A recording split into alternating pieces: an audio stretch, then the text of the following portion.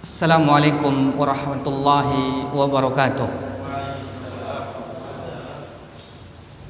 Innal hamdalillah nahmaduhu wa nasta'inuhu wa nastaghfiruh wa na'udzu billahi min shururi anfusina wa min sayyiati a'malina. May yahdihillahu fala mudilla lahu wa may yudlil fala hadiya lahu. Asyhadu an la ilaha illallah wahdahu la syarika lahu wa asyhadu anna Muhammadan abduhu wa rasuluh sallallahu alaihi wa ala alihi wa sahbihi wa man tabi'ahum bi ihsanin ila yaumiddin, amma ba'du. Ma'asyiral muslimin wal muslimat rahimani wa rahimakumullah. Alhamdulillah, pujian dan sanjungan hanyalah milik Allah. Marilah kita memperbanyak salawat dan salam agar kepada Rasul sallallahu alaihi wasallam, agar kita mendapatkan syafaat baginda Rasul nantinya di yaumil akhir kelak. Pada malam yang berbahagia ini kita akan melanjutkan pembahasan kita dalam kitab Bulughul Maram. Kita masuk pada babul aniyah, bab tentang bejana. An Hudzaifah ibn al-Yaman radhiyallahu anhu qala, dari Hudzaifah ibn al-Yaman radhiyallahu anhu ia mengatakan, qala Rasulullah sallallahu alaihi wasallam, la tashrabu fi aniyati adh-dhahabi wal fiddah. Janganlah kalian minum pada bejana aniyah, bejana az-zahab terbuat dari emas, wal fiddah dan terbuat dari perak. Wala ta'kulu fi sahafihima, dan janganlah kalian makan pada piring-piringnya. Fa innaha lahum fid dunya, karena sesungguhnya bejana-bejana yang terbuat dari perak ataupun emas itu adalah untuk mereka di dunia, walakum fil akhirah, dan untuk kalian di akhirat kelak. Muttafaqun alaih. Al-aniyah artinya adalah al-awiyah, yaitu berupa bejana atau mangkuk yang yang penting dia jenisnya seperti mangkuk. Al-awiyah wa bawwabalaha, yang mana al-awiyah ini dikelompokkan ke dalam bejana-bejana. Lianna syari'a qad naha an ba'diha, karena syariat telah melarang dari sebahagiannya. Wal haditsu dalilun ala tahrimil akli wasyurbi fi aniyati adh-dhahabi wal fiddah wa sihafihima sawa'un kana al-ina'u khalisan aw makhlutan lirrijali wan nisa. Hadis ini adalah dalil atas haramnya makan ataupun minum dengan menggunakan bejana yang terbuat daripada emas dan perak, dan piring-piring yang terbuat daripada emas ataupun perak, sawa'un kanal ina'u khalisan, sama ada bejana tersebut khalisan, murni, au makhlutan ataupun campuran, lirrijali wan nisa, bagi laki-laki dan wanita.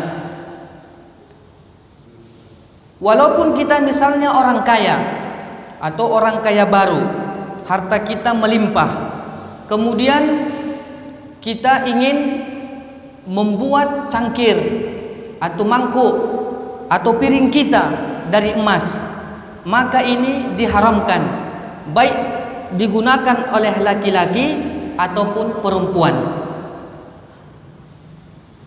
Qala an-Nawawi, Al-Imam Nawawi mengatakan, in aqadal ijma'u ala tahrimil akli wasyurbi fiha, telah terjadi ijma' para ulama atas haramnya makan ataupun minum pada bejana-bejana yang terbuat daripada emas dan perak.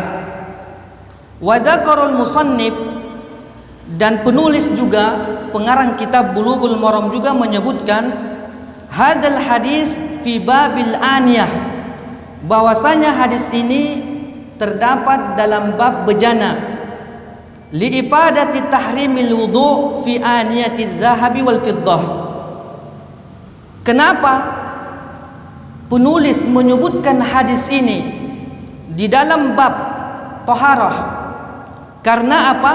Liifadatin, karena ingin memberikan faedah bahwa haramnya berwudu dengan menggunakan bejana yang terbuat daripada emas ataupun perak.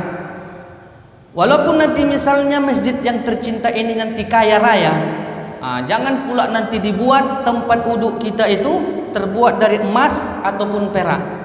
Ini tidak boleh nih, tidak bisa nih, ini haram. Mana tahu nanti ke depannya dapat harta karun. Jadi penggunaan bejana untuk wadah tempat air dan digunakan untuk berwudu ataupun mandi ternyata juga diharamkan. Padahal ini hadisnya adalah berkaitan dengan bab-bab bejana, namun dimasukkan dalam bab toharah karena ada hubungannya bahwasanya bejana-bejana yang terbuat daripada emas dan perak baik digunakan untuk minum, untuk makan, apatah lagi untuk berwudu, ternyata tidak dibolehkan baik untuk laki-laki maupun perempuan. Kemudian hadis selanjutnya, Wan Ummi Salamah radhiyallahu anha qalat, dari Ummu Salamah radhiyallahu anha ia mengatakan, qala Rasulullah sallallahu alaihi wasallam, Rasulullah pun bersabda, alladzi yashrabu fi ina'il fiddah, orang yang minum dengan bejana yang terbuat daripada perak, innama yujarjiru fi batnihi nar jahannam, sesungguhnya ia telah memasukkan fi batnihi, di dalam perutnya, nar jahannam, api neraka jahannam. Muttafaqun alaih. Fihi dalilun ala tahrimi syurbi fi ina'il fiddah. Pada hadis ini adalah sebagai dalil atas haramnya minum dengan bejana yang terbuat dari perak. Kama fi hadisin Huzaifah, sebagaimana hadis Huzaifah yang telah lalu.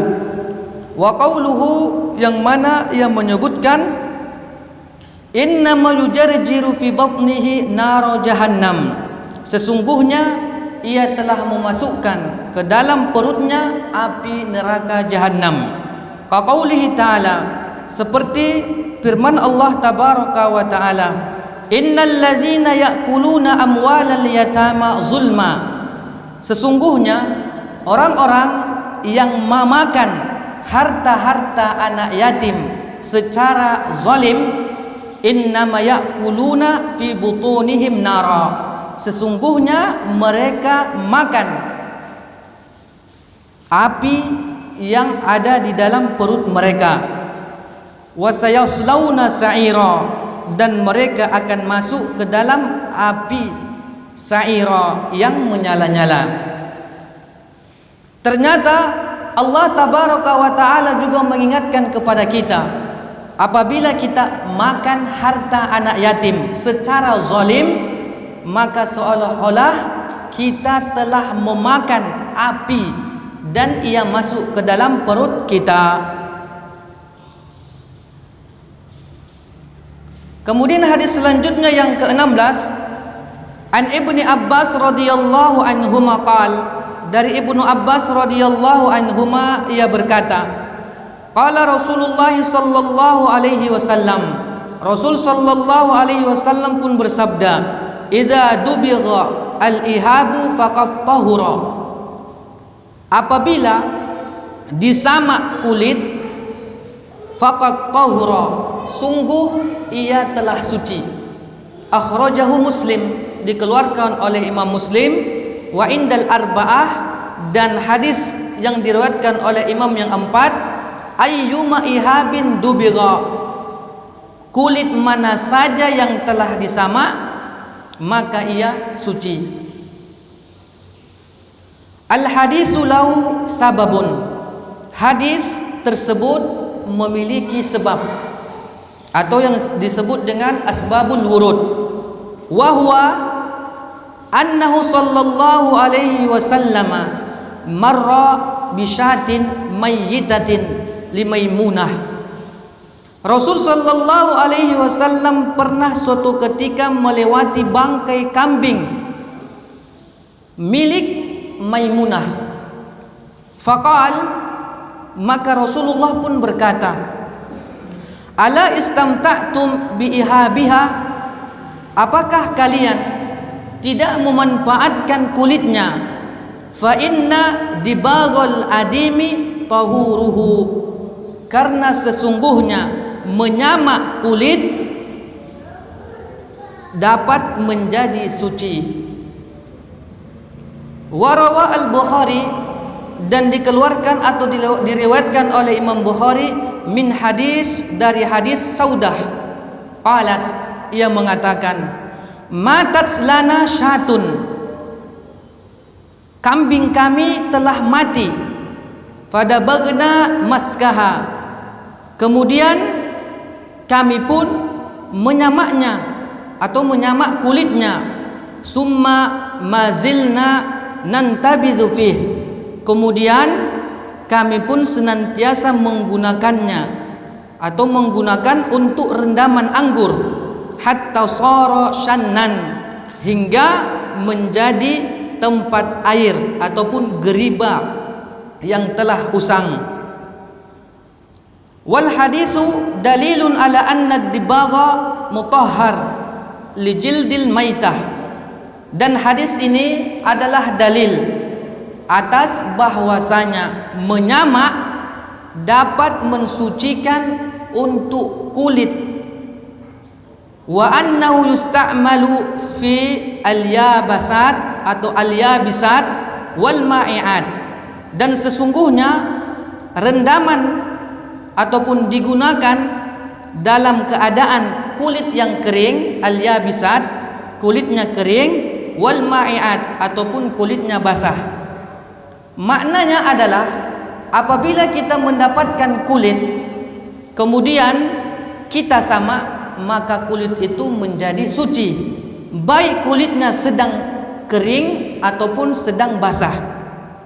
Wa qauluhu, dan Rasulullah pun mengatakan, ayyuma ihabin dubigha, kulit mana saja yang disamak, ai faqad tahura, maka ia menjadi suci. Wastadalla bihi ala taharati kulli ihabin ba'da dabri, dan menjadi dalil atas sucinya setiap kulit setelah disamak. Setiap kulit yang telah disamak secara otomatis akan menjadi suci. Sawa'un kana ma'kulan au ghairahu, sama ada ia dimakan atau boleh dimakan ataupun tidak. Wa huwa madhab Abi Hanifah, dan ini adalah madhab Imam Abu Hanifah. Warrajih, namun yang rajih itu pendapat yang kuat, annahu khassun bijildil ma'kul. Tetapi pendapat yang paling kuat, kata pengarang kitab kita, bahwasanya kulit yang bisa disamak itu adalah kulit yang hewannya bisa dimakan, bukan semua hewan. Ini pendapat yang rajih. Misalnya kita dapat buaya, buaya kita dapat, sayang nih kulitnya, kita jadikan, kita jual dan sebagainya. Ternyata pendapat yang rajih, walaupun kita sama maka dia nggak suci. Tapi di kampung-kampung suci kan? Karena mungkin mereka mengikut madhab Abu Hanifah. Tetapi pendapat jumhur, pendapat yang rajih adalah menyamak kulit bisa menjadi suci adalah tatkala hewannya itu makulun, bisa dimakan. Misal ada kambing kita, kemudian ternyata ditabrak orang di tengah jalan, mati. Kemudian kita ambil kulitnya, kita samak, ini boleh. Ataupun hal-hal yang hewannya itu boleh dimakan, tapi kalau hewannya memang nggak boleh dimakan, maka disamak pun dia tetap tidak suci. Inilah pendapat yang paling rajih. Naam. Kemudian selanjutnya hadis yang ke-17, wa an Salamah ibnu al-Muhabbik, dari Salamah ibnu al-Muhabbik radhiyallahu anhu, ia pun mengatakan, qala Rasulullah sallallahu alaihi wasallam, Rasulullah pun bersabda, dibagu juludil maitah tahuruha, menyamak kulit adalah cara mensucikannya. Sahahahu Ibnu Hibban, disahihkan oleh Ibnu Hibban. Rasul sallallahu alaihi wasallam ingin mengajarkan kepada kita bahwasanya agar kulit hewan itu suci harus disamak dengan cara disamak. Al haditsu yadullu ala ma dalla alaihi hadis Ibnu Abbas. Hadis tersebut menunjukkan atas apa yang telah ditunjukkan atau disebutkan daripada hadis Ibnu Abbas yang telah lalu. Wa fi lafzin inda Ahmad wa ghairihi, dan di dalam lafaz Imam Ahmad dan selainnya, dibagul adimi zakatuhu, menyamak kulit adalah penyembelihan atau dengan cara menyembelih. Maknanya apa? Bahwasanya fi tashbihid dibag bizzakah, penyerupaan antara menyamak dengan menyembelih. I'lamun bi anna dibag fi tathhir, adalah sebagai pemberitahuan, i'lam bi anna dibag, bahwasanya menyamak itu fit tathhir, dalam hal kesucian kulitnya, bimanzilatit tazkiyah fil ihlal, sebagaimana kedudukan menyembelih untuk kehalalan sebuah hewan. Artinya apa? Kambing halal kita makan tatkala kita sembelih dengan secara syariat. Maka kulit bisa menjadi suci tatkala kita menyamaknya. Inilah diantara penyerupaannya antara ad-dibag dan az-zakah. Wa an Abdullah ibnu Uqaim, dan dari Abdullah ibnu Uqaim ia mengatakan, atana kitabu Rasulillah sallallahu alaihi wasallam qabla mautihi, telah datang kepada kami surat dari Rasul sallallahu alaihi wasallam sebelum wafatnya Rasul, ala tantafi'u minal maitah bi ihabin wala asab, janganlah kalian memanfaatkan dari bangkai kulit sebelum disamak dan juga uratnya. Qala Tirmizi, Imam Tirmizi pun mengatakan, wa kana Ahmad yazhabu ilaih, dan Imam Ahmad ternyata berpendapat yang demikian. Wa yaqul, beliau pun mengatakan, hadza akhirul amrain, ini adalah akhir daripada ketetapan dua perkara. Summa tarakahu, kemudian ia meninggalkannya. Artinya pendapat bahwasanya janganlah kalian memanfaatkan bangkai dengan sebelum kulitnya disamak, ini adalah pendapat Imam Ahmad dahulunya. Namun sekarang tidak seperti itu. Artinya pendapat yang barunya. Kaum muslimin dan muslimat rahimani wa rahimakumullah, ternyata memanfaatkan kulit setelah disamak menjadi suci diperbolehkan di dalam syariat Islam itu sendiri. Hadis selanjutnya, wa an Maimunah radhiyallahu anha, dari Maimunah radhiyallahu anha qalat, ia pun mengatakan, marran Nabi sallallahu alaihi wasallam bisyatin yajurrunaha. Nabi sallallahu alaihi wasallam pernah melewati seekor kambing yang diseret. Artinya kambingnya udah mati diseret. Faqal, kemudian Rasulullah pun mengatakan, lau akhadtum ihabaha, kenapa kalian tidak mengambil kulitnya? Faqalu innaha maitah. Maka mereka para sahabat pun mengatakan innaha maitah, ia sudah mati, ia sudah bangkai. Faqal, kemudian Rasulullah pun mengatakan yutahhiruha alma wal qarazu, sesungguhnya yutahhiruha, ia bisa disucikan dengan air dan dengan daun qaraz, ataupun di negeri kita daun apa itu? Daun salam. Naam. Akhrajahu Abu Daud wan Nasa'i, dikeluarkan oleh Abu Daud dan Nasa'i. Qala an-Nawawi, Imam Nawawi mengatakan, yajuzu ad-dibaru bi kulli syai'in yanshifu fudalat al-jild wa yatibuhu wa yamna'u min wurudil fasad alaihi kasyut wal qaraz wa qusyurir rumman wa ghairi dzalika min al-adawiyah at-tahirah. Al-Imam Nawawi mengatakan yajuzud dibag, boleh menyamak bikulli syai'in, dengan setiap sesuatu benda, yanshifu fudalat al-jildi, yaitu yanshifu yang bisa menghilangkan fudalat, sisa-sisa daging ataupun kulit-kulitnya atau kotoran-kotorannya dari kulit tersebut, wa yatibuhu, dan membersihkan, wa yamna'u, dan bisa mencegah, min wurudil fasad alaih, dari timbulnya kerusakan atasnya. Imam Nawawi ingin mengajarkan kepada kita bahwasanya apabila kita ingin menyamak sebuah kulit, maka bendanya boleh apa saja. Yang penting syaratnya benda tersebut bisa menghilangkan daripada kotoran-kotoran yang menempel pada kulit.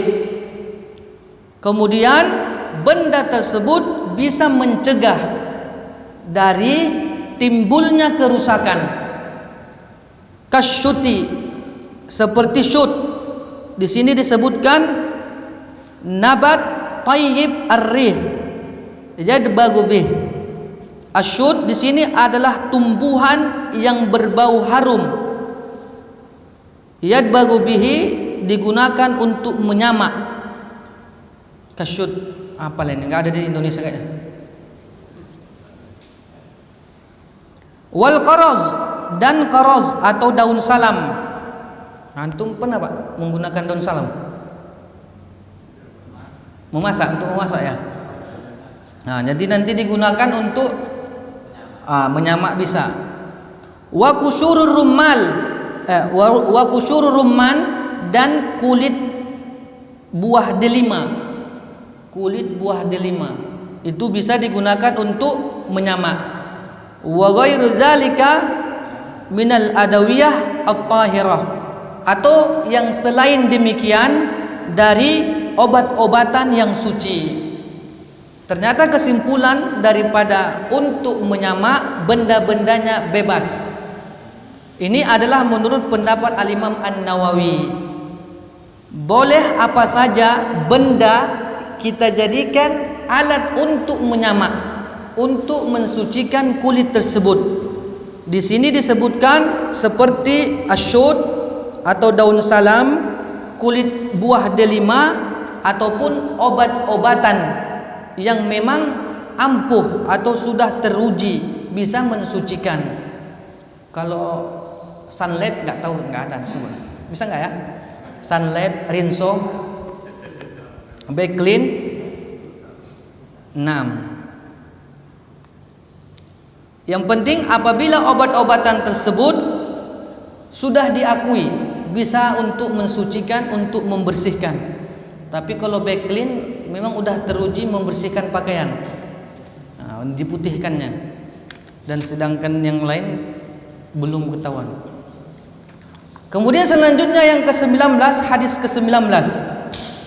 An Abi Sa'labah Al-Khushani radhiyallahu anhu, dari Abi Sa'labah Al-Khushani radhiyallahu anhu qala, qultu ya Rasulullah, aku berkata wahai Rasulullah, inna bi ardi qaumin ahlil kitab, sesungguhnya kami di negeri kaum ahlu kitab. Apa na'kulu fi aniyatihim, apakah kami makan dari bejana-bejana mereka?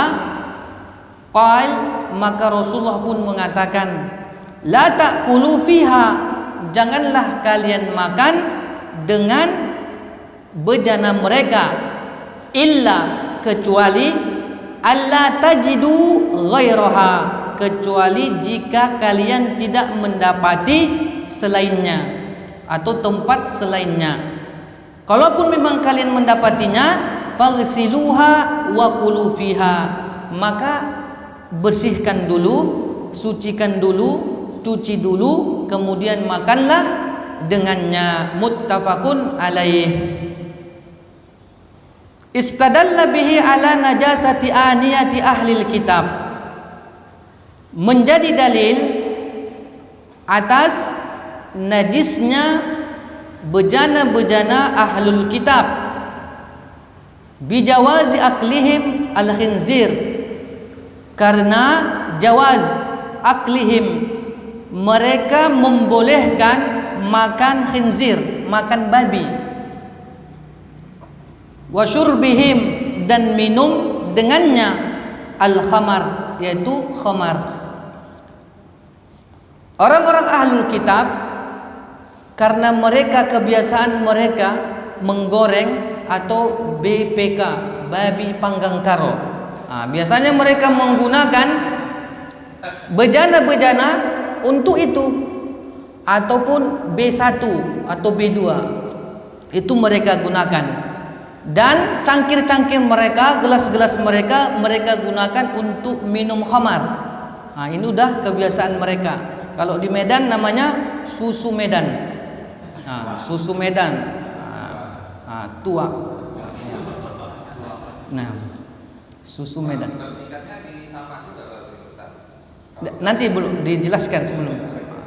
Nah, wa fi riwayah Abi Dawud wa Ahmad, dan di dalam riwayat Abi Dawud dan Ahmad,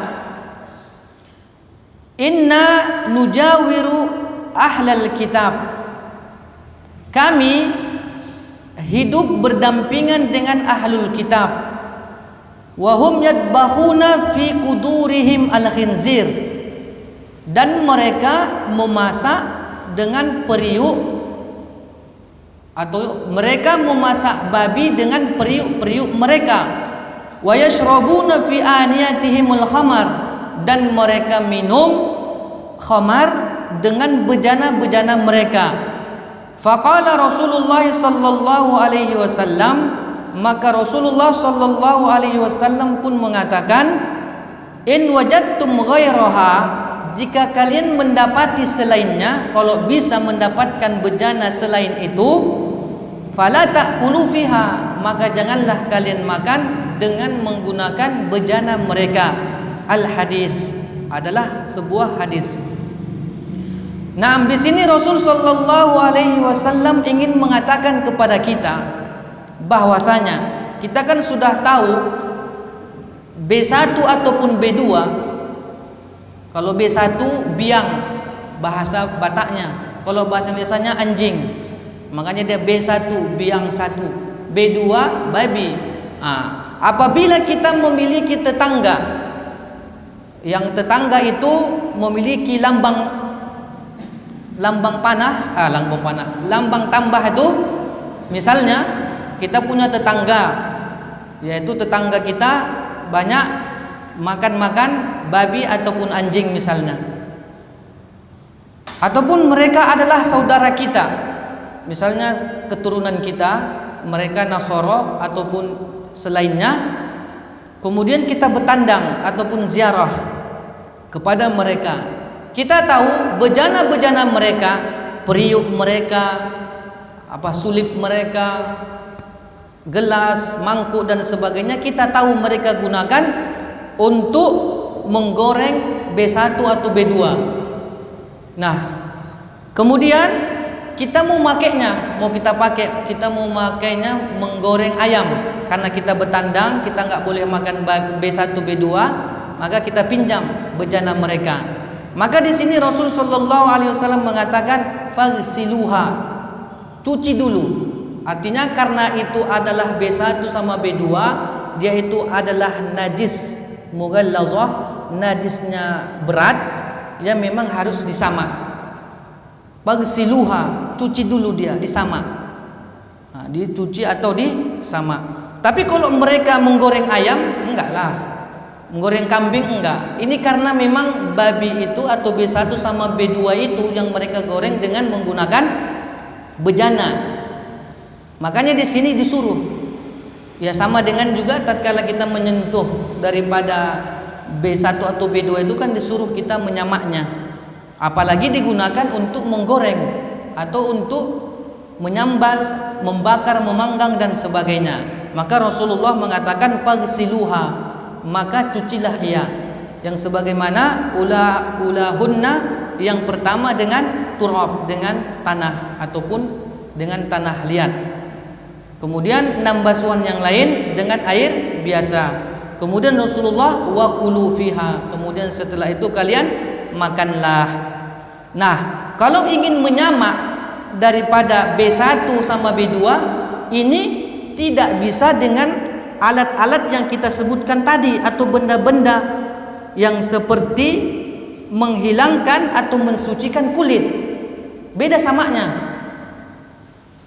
Kalau dia tadi kulit kambing, kita sama boleh dengan daun salam atau kulit buah delima ataupun syus itu. Tapi berbeda dengan menyamak bejana-bejana yang digunakan untuk B1 B2 yang digoreng. Ya biasa kita gunakan air 7 dengan 1 di awal ataupun di akhir dengan tanah. Nah, jangan pula nanti digabungkan, berbeda halnya. Artinya faktanya berbeda, kejadiannya berbeda. Yang disebutkan oleh Al-Imam Nawawi, yajuzu dibagu bi kulli syai', boleh menyamak dengan semua benda. Ini untuk menyamak kulit. Sedangkan untuk menyamak ataupun membersihkan daripada bejana-bejana ahlul kitab yang mereka gunakan untuk menggoreng B1 atau B2, itu cara menyamaknya seperti pertemuan-pertemuan yang telah lalu. Oke, paham Pak? Nah, jangan disamakan. Nanti kira-kira ada ini misalnya kulit buah delima. Kita buat pula menyamak itu, bukan itu. Beda pula. Nah, jangan disamakan. Ini dia babnya udah beda, udah lain. Jangan pula disamakan. Makanya kita terangkan. Nanti mungkin masih mengambang. Makanya karena sebelumnya kan disebutkan cara untuk mensucikan daripada kulit dengan ad-dibag, disamak. Sedangkan ini bejana-bejana yang digunakan untuk makan B1 B2 memang disuruh dicuci, tapi bukan maknanya disamak, tapi dicuci seperti biasa, yaitu dengan 7 air yang 1 dengan dicampur tanah. Naam. Kemudian apabila kita ingin mencuci bejana-bejana yang digunakan atau dijadikan sebagai tempat menggoreng B1 B2, tidak cukup dengan air saja, harus dua-duanya. Karena apa? Karena najisnya berat sekali. Sebagaimana kita telah menerangkan bahwasanya benda-benda yang bisa mensucikan cuma 2, air dan tanah. Karena najisnya berat, maka harus dua-dua, pakai air, pakai tanah. Jangan pula nanti pakai air kemudian pakai daun atau kulit buah delima, nggak bisa. Ataupun kita menggunakan air pakai rinso, backlin, sunlight, nggak bisa. Atau hanya pakai tanah saja, nggak juga bisa. Harus digabungkan dua-duanya. Itulah saking beratnya najisnya. Harus digabungkan antara air dan tanah. Kemudian selanjutnya hadis yang ke-20. An Imran ibnu Husain, dari Imran ibnu Husain radhiyallahu anhu, anna Nabi sallallahu alaihi wasallam wa ashabahu tawadda'u min mazadah imra'ati musyrikah, bahwa Nabi sallallahu alaihi wasallam dan para sahabatnya tawadda'u, mereka pernah berwudu, min mazadati imra'atin musyrikah, dengan bejana, mazadah yaitu bejana wanita musyrikah, wanita musyrikah. Ternyata Nabi kita sallallahu alaihi wasallam dan para sahabatnya, mereka pernah berwudu menggunakan bejana tempat air punya wanita musyrikah. Muttafaqun alaih fi hadis tawil. Ini hadisnya panjang sebenarnya, cuma diringkas. Fihi dalilun ala taharah aniyatil musyrikin. Di hadis ini adalah sebagai dalil bahwa sucinya bejana-bejana orang-orang musyrikin. Wa ala tahuri jildil maitah bid-dibag, atas sucinya kulit bangkai yang telah disamak. Lianna mazadatain min juludi zabaih al-musyrikin wa zabaihim maitah, karena dua bejana dari kulit binatang yang disembelih orang-orang musyrikin, dan mereka pun sembelihan mereka pun adalah bangkai. Wa hadza al hadis dzakarahu al Bukhari bitulihi fi bab, dan hadis ini disebutkan oleh Imam Bukhari juga dengan panjang di dalam bab as-saidu at-tayyibu wudu'ul muslim yakfihi minal ma', debu yang suci, alat wudhu seorang muslim cukup atasnya dengan air.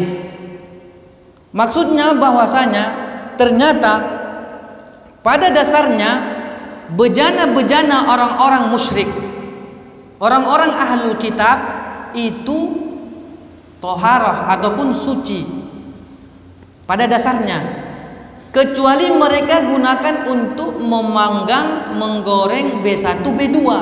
Ini yang jadi musibah, yang menjadi masalah di situnya gitu. Karena hadis tadi di atas disebutkan bahwasanya Abu Sa'labah Al-Khushani mengatakan mereka itu tinggal bertetangga dengan ahlul kitab. Kemudian beliau mengatakan bahwasanya mereka itu menggunakan bejana-bejana tersebut untuk menggoreng, memasak B1, B2.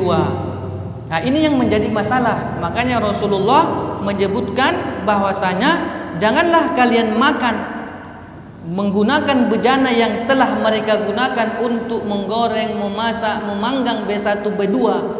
Kalaupun kalian tidak mendapati bejana yang lain, faghsiluha, kalian cuci, kalian bersihkan. Nah, hadis selanjutnya yang kedua, hadis ke-20 yang diriwayatkan oleh Imran ibnu Husain, ternyata Nabi sallallahu alaihi wasallam dan para sahabat beliau pernah berwudu dengan menggunakan bejana, yang bejana itu di zaman dahulu itu tempat airnya itu adalah terbuat dari julud, kulit-kulit hewan-hewan yang disembelih orang-orang musyrikin. Maka di sini menunjukkan bahwasanya pada dasarnya bejana-bejana milik ahlul kitab, orang-orang musyrikin, itu adalah suci. Selanjutnya hadis yang terakhir daripada bab babul aniyah. Wa an Anas ibn Malik radhiyallahu anhu, dari Anas ibn Malik radhiyallahu anhu, anna qadahan Nabi sallallahu alaihi wasallam inkasara, bahwasanya gelas Nabi sallallahu alaihi wasallam inkasara, pecah atau retak. Fattakhadha makana sya'bi silsilatan min fiddah, kemudian beliau fattakhadha, merekatkannya, menjadikannya, makana sya'bi, makan tempat atau bagian asy-sya'bi yang retak, silsilatan min fiddah, dengan silsilah, dengan kawat, min fiddah, dari perak. Akhrajahu al-Bukhari. Fihi dalilun ala jawazi tatbibi al-ina'i bil fiddah. Fihi, pada hadis tersebut, dalilun, adalah dalil atas jawaz, bolehnya tatbibil ina, menambal bejana, bil fiddah, dengan perak, menambal. Qala fi subulis salam, sebagaimana juga disebutkan dalam kitab Subulis Salam, wala khilafa fi jawazihi, dan tidak ada perselisihan pendapat di dalam pembolehannya. Misalnya kita orang kaya, cangkir kita, gelas kita retak ataupun pecah, maka kita tambal dengan perak, maka diperbolehkan. Tetapi secara umum emas tidak diperbolehkan. Ini hanya perak, yang mana Rasul sallallahu alaihi wasallam telah melaksanakan ataupun melakukan, karena bejana atau gelas Rasul pernah retak ataupun pecah. Namun secara umum emas tidak diperbolehkan. Naam, inilah hadis-hadis yang berkaitan tentang bab al-aniyah, bejana-bejana. Mudah-mudahan kita memahami apa yang telah disebutkan di dalam kitab ini. Nah, mungkin sampai di sini hadis yang kita baca. Insyaallah pada bab selanjutnya, yaitu tentang bab izalatin najasah wa bayaniha, bab tentang menghilangkan najis dan penjelasannya. Nah, mana tuh ada yang mau ditanyakan, Pak? Tadi kan disebutkan hewan yang suci yang bisa disama itu kalau boleh disembelih, ya, boleh dimakan. Nah, kita sering lihat kok banyak perlengkapan apa semacam buat contohnya dari kulit wajah, buat tali tingkat segala macam itu. Bolehkah itu dipakai atau tidak pakai itu? Nah, menurut pendapat jumhur memakainya boleh. Nah, di sini berbeda untuk melakukan ibadah. Nah, tapi untuk misalnya selain untuk ibadah mereka perbolehkan. Tapi untuk ibadah mereka para ulama banyak melarangnya. Maka karena pendapat yang rajih bahwasanya kulit yang bisa disama adalah kulit yang bisa dimakan, maka hal-hal yang misalnya kayak dompet kita, tas kita terbuat daripada kulit-kulit hewan yang enggak bisa dimakan, maka jangan digunakan atau dibawa untuk beribadah kepada Allah tabaraka wa taala. Namun sebahagian ulama mutaakhir mereka membolehkannya gitu. Tinggal melihat kondisi. Karena di sini perbedaan ulama sangat-sangat kuat. Nah, tapi biasanya kan nggak apalah kita bawa dia untuk sholat kulit. Nah, kayak tas, kayak dompet gitu. Orang kaya. Ya seperti itulah dia. Terus satu lagi, masalah tadi memakan ini kan, sembelihan ahlul kitab ya. Nah. Atau kalau kita punya famili yang mereka berbeda agama dengan kita kan, terus kita berkunjung ke rumahnya, disediakan daging ayam atau ayam goreng. Sedangkan di satu sisi kan kita diperbolehkan memakan Sembelihan mereka. Sembelihan ahlul kitab. Tetapi kan kita tidak mengerti dan tidak, kita ragu kan wajannya itu apakah pernah dipakai dia untuk menggoreng B1 atau B2 tadi kan. Sedangkan kalau kita menggoreng sendiri saja harus kita sama tadi kan. Ketika kita dihidangkan makanan itu, apakah kita bisa memakannya? Kalau kita ragu, maka tinggalkan. Kalau kita ragu, apakah yang menggunakan bejana itu untuk B1 atau B2, maka Rasulullah katakan tinggalkan. Sebagaimana hadis secara umum, da' ma yaribuka ila ma la yaribuka. Tinggalkanlah yang meragukanmu kepada apa yang tidak meragukanmu.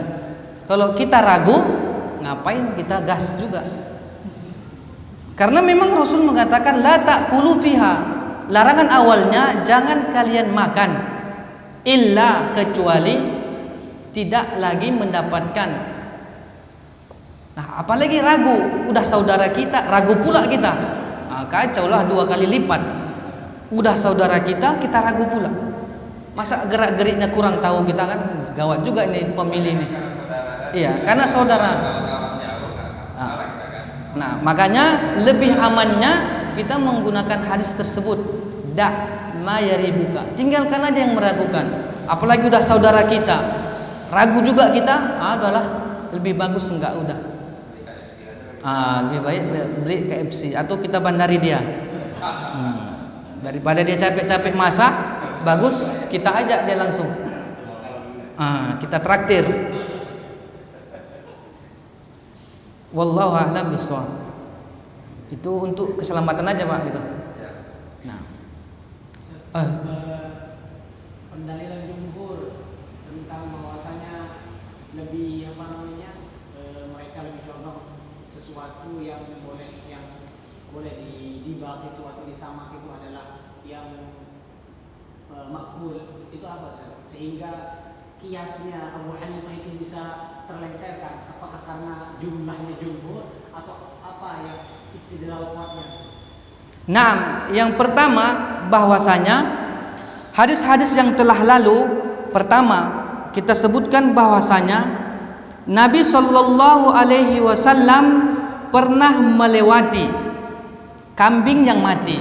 Contohnya para ulama mengatakan contoh-contoh yang terdapat dalam hadis-hadis sahih, semuanya hewan-hewannya itu adalah yang halal.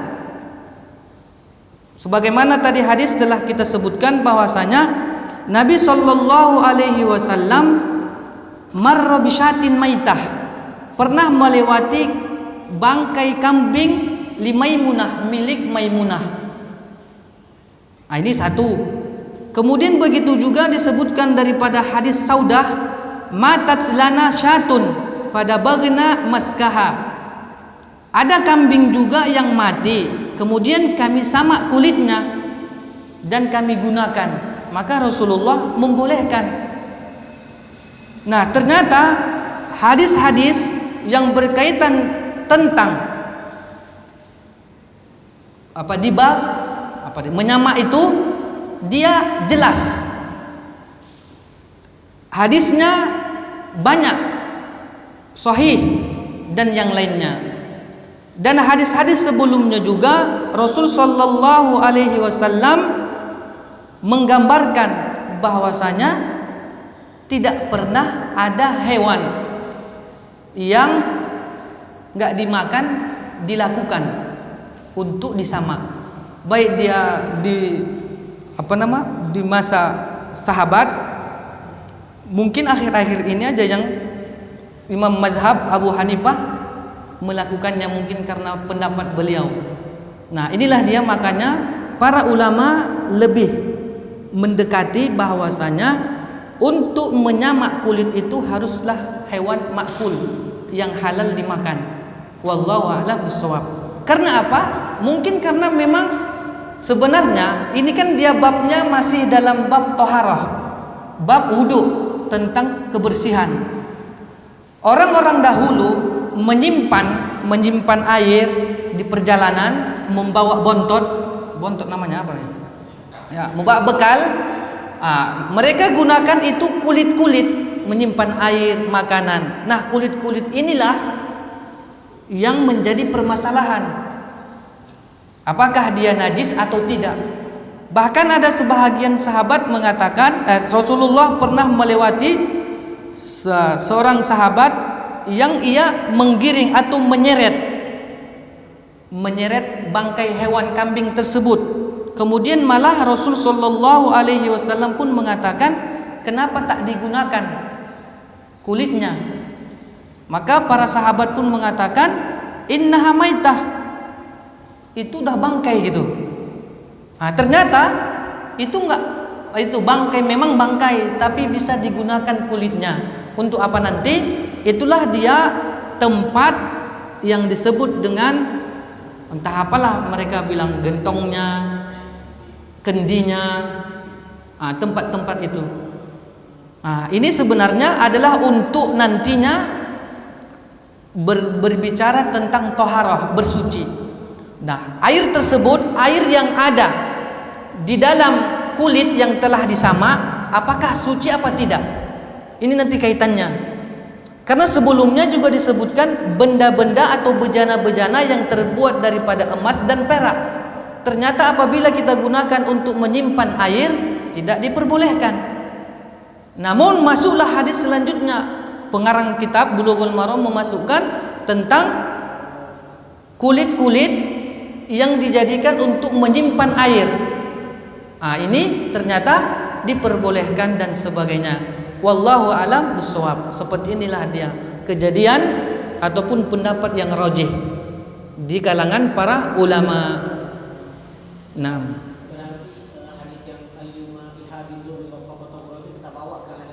nah, karena kalimat ayyuha ihabin dubigha ini masih umum.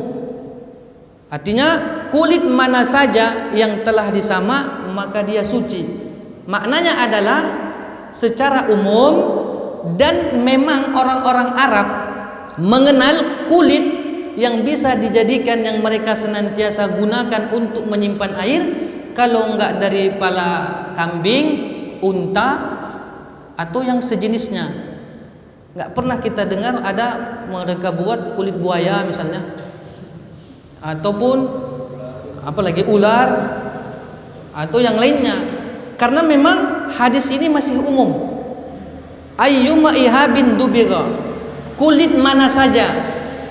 Nah, karena kalimat ini umum, dimuqayyad, maka diikat dengan hadis-hadis yang sahih, yang jelas bahwasanya Rasul pernah melewati bangkai kambing dan sebagainya. Wallahu a'lam bissawab.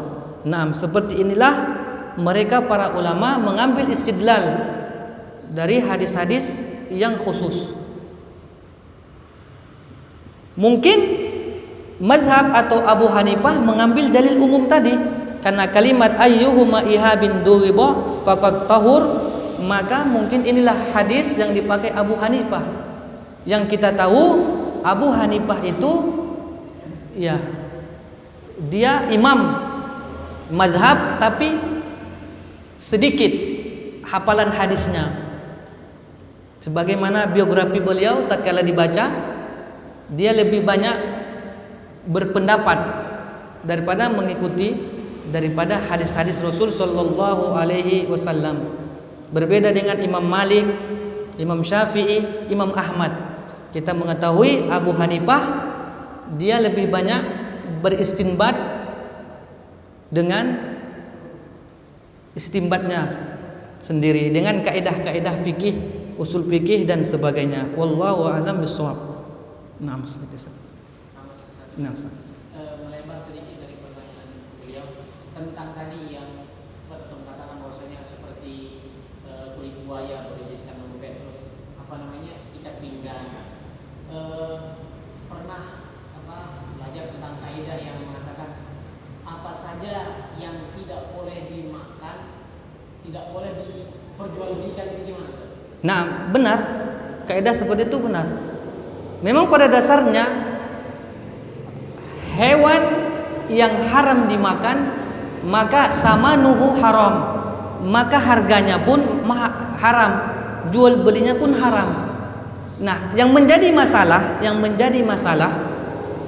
kita memiliki ikat pinggang, kita memiliki dompet, tidak 100% itu kulit buaya.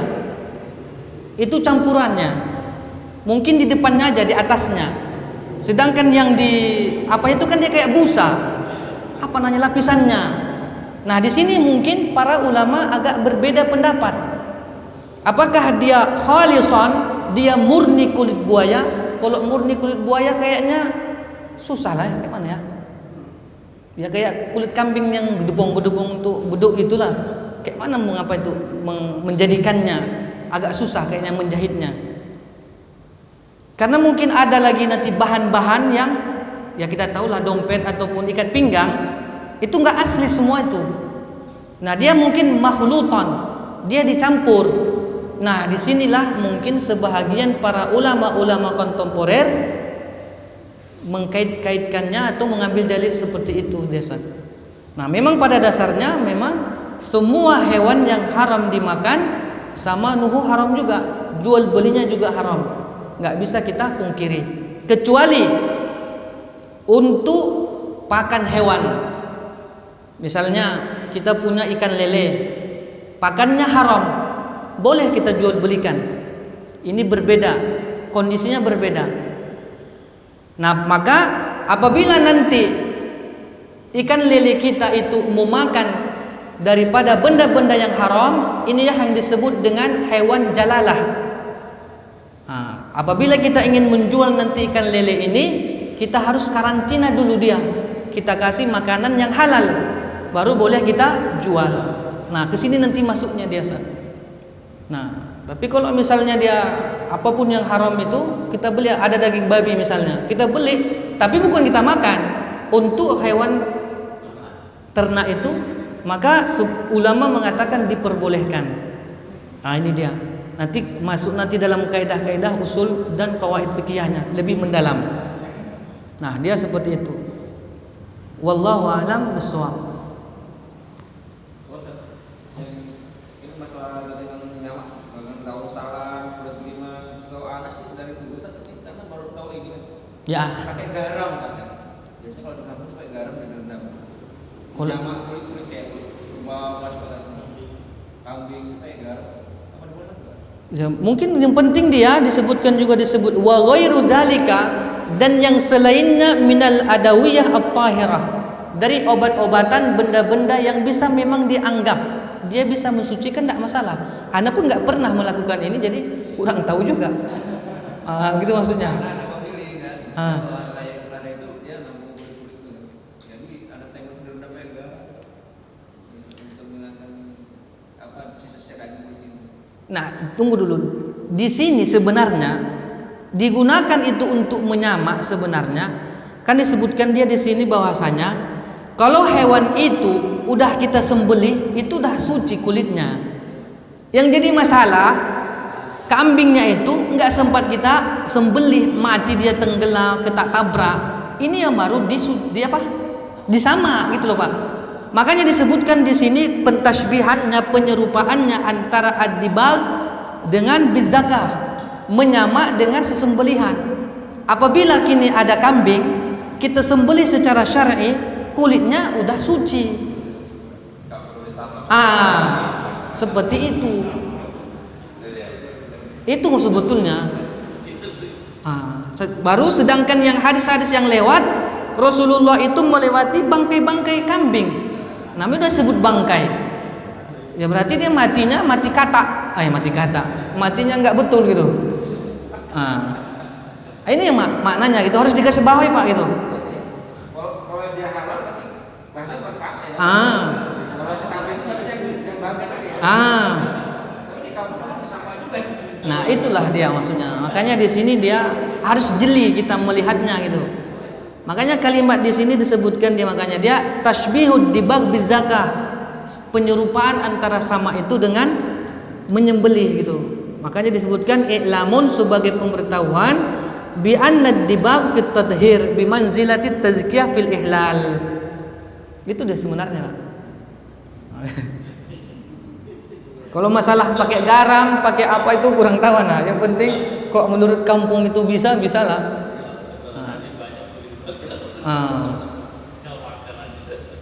Masa banyak kali. Ini baru Ustaz, perlu mungkin diingatkan, maksudnya intifa dari gibah ini bukan dimakan Ustaz. Iya.